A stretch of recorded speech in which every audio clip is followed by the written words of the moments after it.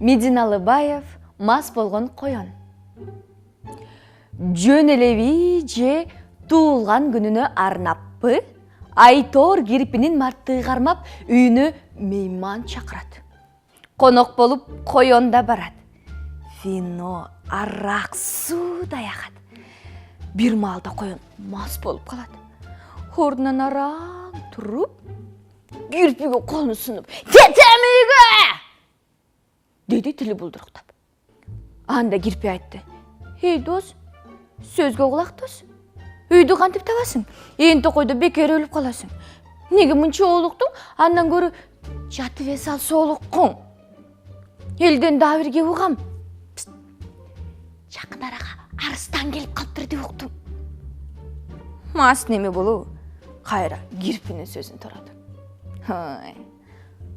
Ошо арыстан да кеппи? Ойрон кылыш керек. Ошонуку өттү. Аны мен жеймин, чайнаймын. Терисин тескери сыйрып, Африкасына айдаймын. Болбостон коён үйүнө жөнөдү.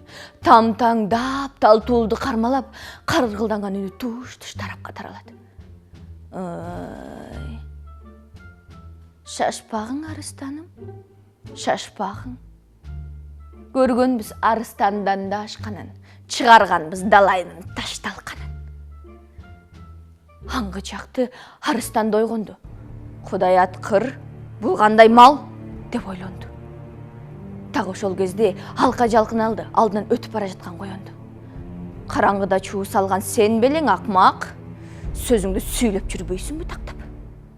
Коёндун масы тарап, билинбей калды кайда кеткен арак. Жалына баштады жалооруп арыстанды карап. Мен кечиресиз аксакал.